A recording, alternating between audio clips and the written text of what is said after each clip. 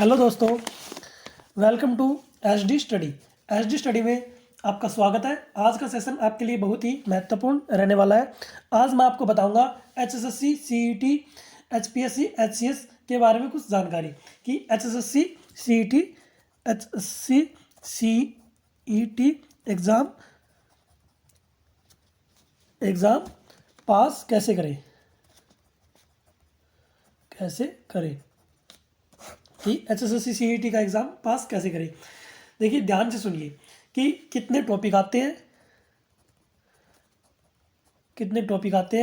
कितने नंबर के आते हैं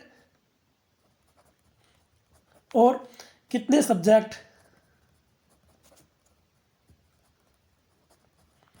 और पास क्यों नहीं हो रहा।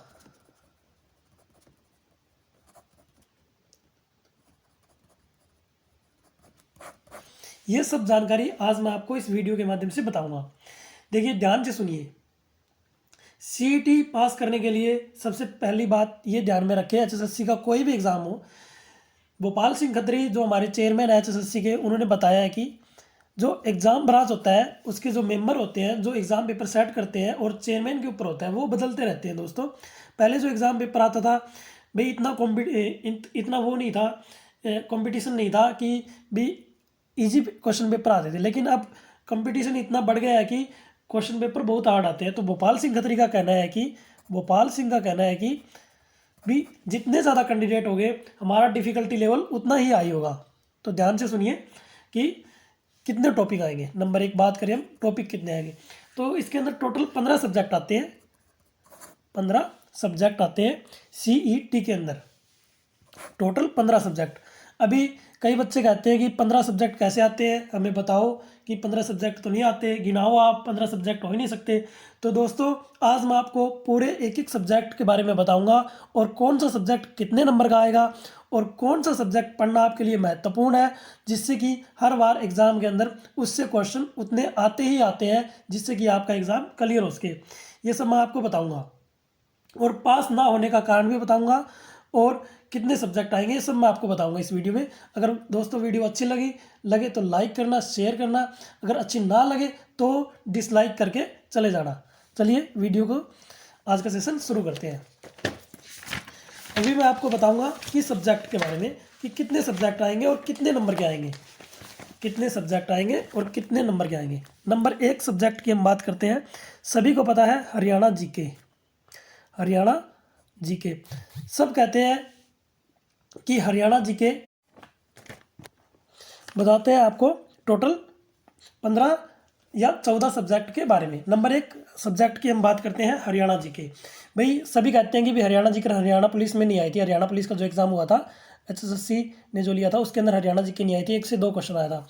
लेकिन दोस्तों, अभी हमारी भोपाल सिंह खत्री के साथ मीटिंग भी हुई थी पिछले महीने जनवरी में। उन्होंने कहा था कि भी जो नोटिफिकेशन में हमने डाल दिया है उसके अनुसार ही एग्ज़ाम पेपर आएगा, उससे बाहर नहीं आएगा, ये गलती दोबारा नहीं होगी।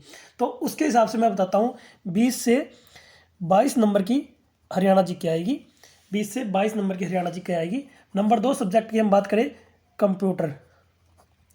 कंप्यूटर आएगा 6 से 8 नंबर का। और बात करते हैं नंबर 3 इंग्लिश की। इंग्लिश आएगी 9 से 10 नंबर की। और नंबर 4 बात करते हैं हम मैथ की, तो मैथ भी आता है 9 से 10 नंबर का। और नंबर 5 बात करते हैं हम रीजनिंग की। रीजनिंग भी आती है दोस्तों, 8 से 9 नंबर की रीजनिंग आती है। ये हो गया Haryana GK, computer, English, math और रीजनिंग। और नंबर 6 बात करते हैं हम हिंदी की। हिंदी भी 9 से 10 क्वेश्चन आते हैं।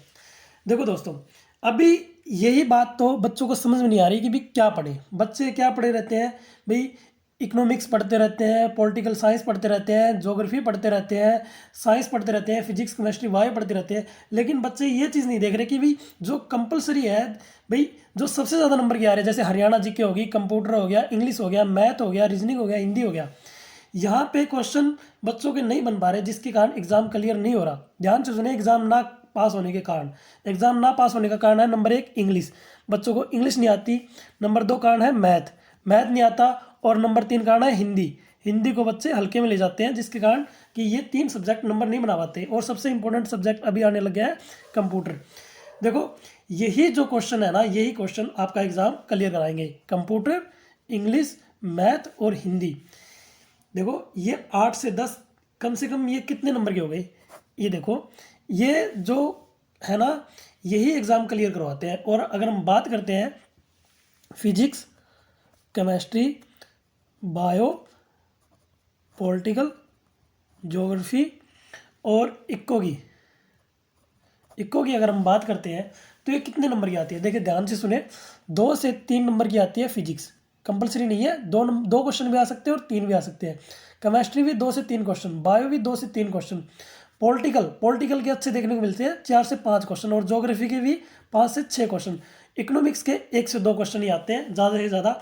अभी कहोगे कि हरियाणा पुलिस में तो सब कुछ इकोनॉमिक्स से आ रखा था, लेकिन दोस्तों हर बार एग्जाम सेम नहीं आता। अगर हर बार सेम आएगा तो हर कोई क्लियर नहीं कर देगा। देखो अभी ये आएंगे, देखो एक तो ये आ रहे हैं, कितने हो गए, 2 4 6 10 15 16। भाई 16 से 20 22 का आइडिया लगा लो, 16 से 20। देखो भाई ध्यान से देखा आपने, मैं क्या बता रहा था आपको कि भाई ये कितने हो गए, ये हो गए भाई एक आइडिया मिनिमम और मैक्सिमम का। ये हो गए 61 से 71 नंबर, और ये हो गए 16 से 20 25 नंबर हो गए। तो इनको हम अगर ऐड करते हैं, 61 मान लो, ये 70 65 70 65 हो गए, ये 25 हो गए, ये 90 नंबर हो गए। देखो अभी आप देखोगे भी क्या पढ़ना चाहिए। बच्चे कहाँ मार खाते हैं, बच्चे देखो हरियाणा जीके में भी मोस्टली क्वेश्चन गलत कर देते हैं। नंबर एक बात, कंप्यूटर में बच्चों का 1 से 2 क्वेश्चन ही ठीक होता है ज़्यादातर। और इंग्लिश में मोस्टली बच्चे मार खाते हैं, मैथ में मार खाते हैं, रीजनिंग में मार खाते हैं, हिंदी में मार खाते हैं। तो बच्चे यहाँ पे एग्ज़ाम ना क्लियर होने का कारण ये है कि आपको जो कंपलसरी सब्जेक्ट है वो नहीं आ रहे आपको, इसलिए एग्ज़ाम पास नहीं हो रहा। Physics, chemistry, bio, political, geography और इकोनॉमिक्स की अगर हम बात करते हैं, इनमें से भी अगर बच्चों आपके 10 ये 12 क्वेश्चन भी ठीक हो जाते हैं तो भी आपका एग्जाम क्लियर होने से कोई नहीं रोक सकता 20 25 में से। लेकिन आपके जो मार्क्स हैं, आप यहाँ पे 20 से 25 नंबर का जो पेपर आ रहा है आप उसके पीछे भाग रहे हैं, ना कि जो 60 से 70 नंबर का क्वेश्चन पेपर आ रहा है आप उसके पीछे नहीं भाग रहे। एग्जाम पास ना होने का कारण, सबसे बड़ा कारण ये है। अगर हम बात करते हैं कि अकेडमी की, हम अकेडमी की बात करते हैं, कोई भी अकेडमी लगा लो, कोई भी अकेडमी, किसी भी अकेडमी की, कि मैं गारंटी देता हूँ किसी भी अकेडमी से आप पढ़ के एग्ज़ाम क्लियर नहीं कर सकते हरियाणा का। किसका एग्ज़ाम, हरियाणा का एचएसएससी का, कोई भी एग्ज़ाम आप किसी भी, ओनली अकेडमी कह रहा हूँ मैं, only academy notes, only centre, मतलब कि ओनली सेंटर से आप एग्ज़ाम क्लियर नहीं कर सकते। किसी भी चीज़ का एग्ज़ाम लगा लो आप, एचएसएससी का नहीं, किसी भी चीज़ का एग्ज़ाम ओनली सेंटर से पास नहीं होता, ओनली सेंटर नोट से पास नहीं होता। टीचर करवाते हैं, बहुत अच्छा पढ़ाते हैं, बहुत जगह टीचर है, बहुत अच्छे अच्छे टीचर हैं जो आपको बहुत अच्छा अच्छा पढ़ाते हैं, बहुत बढ़िया पढ़ाते हैं कि भी एग्ज़ाम पास हो जाए। लेकिन बच्चों को खुद को एक्स्ट्रा एफर्ट करनी पड़ती है, जिसके कारण एग्ज़ाम पास होता है। एग्ज़ाम नोट से पास नहीं होता।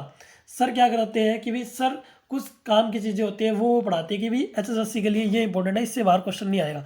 लेकिन बहुत सी चीज़ें होती हैं जो टीचर नहीं करवा पाता, क्योंकि देखो टीचर ऐसा नहीं है कि भी टीचर अच्छा नहीं पढ़ाते, टीचर अच्छा पढ़ाते हैं, लेकिन बहुत सारी चीज़ें ऐसी होती है कि टीचर छोड़ देते हैं। किस कारण, देखो मेंटेनेंस के कारण, खर्चे के कारण, कोई भी चीज़ हो सकती है, उसको ना पढ़ाने का रीज़न कोई भी हो सकता है। भाई हर एक टॉपिक अगर अच्छे से करवाने लग गया टीचर हर एक चीज़ का, तो भाई बहुत टाइम लग जाता है, कम से कम 1 साल लग जाता है, 1 साल। और सेंटर वाले जो मैनेजमेंट वाले होते हैं वो टीचर को जो सैलरी देते हैं उनको बताया जाता है कि आपको ये जो है वो इतने दिन में 3 मंथ में आपको कंप्लीट सिलेबस करवाना है बच्चों को 3 मंथ में। अभी बताओ टीचर की क्या गलती उसमें, टीचर की कोई गलती नहीं होती, टीचर को सब कुछ आता है। मैं ये नहीं कह रहा कि टीचर को कुछ नहीं आता, टीचर को सब कुछ आता है। लेकिन भाई अकेडमी वाले, सेंटर वाले, मेंटेनेंस वाले, मैनेजमेंट वाले ये कहते हैं कि आप भाई ये बैच कंप्लीट करो, आप ये बैच कंप्लीट करो, आप ये बैच कंप्लीट करो, जल्द से जल्द बैच कंप्लीट करो, ताकि हम न्यू बच्चे लेते रहें और आगे से आगे बैच बढ़ाते जाएँ। ठीक है, तो भाई टीचर क्या कराता है, फिर जल्दी जल्दी में जो इंपॉर्टेंट फैक्ट है वो करवाता जाता है और आगे से आगे बढ़ाता जाता है। अगर आपको पढ़ना ही है तो मैं बताता हूँ आप कहाँ से पढ़ें, मैं बताऊँगा कि आप कहाँ से पढ़ें। देखो दोस्तों, मैंने वीडियो भी बनाई है और मैं धीरे धीरे करके अभी क्लास भी लेनी स्टार्ट करूँगा यूट्यूब पे फ्री। क्लास लूँगा फ्री ऑफ कॉस्ट। मैं 10+2 तक बच्चों को होम पे भी, घर पे भी फ्री पढ़ाता हूँ, कोई फीस नहीं लेता, कोई फीस नहीं लेता, फ्री पढ़ाता हूँ। मेरा पढ़ाने का पर्पज़ इतना ही है, ज्ञान देना, बस ज्ञान देना और ज्ञान लेना। भाई देखो 15 सब्जेक्ट आते हैं, 15 सब्जेक्ट आते हैं, किसी भी सेंटर पे 15 के 15 टीचर आपको अच्छे नहीं मिलेंगे। पढ़ाना अच्छा है, मतलब कि पढ़ाते तो सभी अच्छा, उनको ज्ञान है, लेकिन 15 के 15 टीचर जो आपको करवा रहे हैं वो आपके समझ में नहीं आएगा। क्यों नहीं आएगा? क्योंकि हर एक टीचर का पढ़ाने का तरीका अलग होता है, वो आपको समझ में इसलिए नहीं आता। सर तो अपनी तरफ से फुल तैयारी करवाते हैं, लेकिन आपको समझ में क्यों नहीं आ रहा? इसका कारण ये है कि भाई आपको क्या पता किस सर की बात पल्ले पड़े और किस सर की बात ना पल्ला पड़े। तो 15 के 15 टीचर जो होते हैं वो किसी भी सेंटर या किसी भी एग्जाम मंच, किसी भी यूट्यूब, कहीं भी चले जाओ, हर एक HSSC के लिए जो 15 सब्जेक्ट है वो एक जगह आपको नहीं मिल सकते। इसीलिए मैं कह रहा हूँ कि भाई अलग अलग सब्जेक्ट की अलग अलग जगह जाके तैयारी करो, अच्छे से तैयारी करो। एग्ज़ाम पास करने का मैंने आपको बता दिया, भाई कौन सा सब्जेक्ट कितने नंबर का आएगा।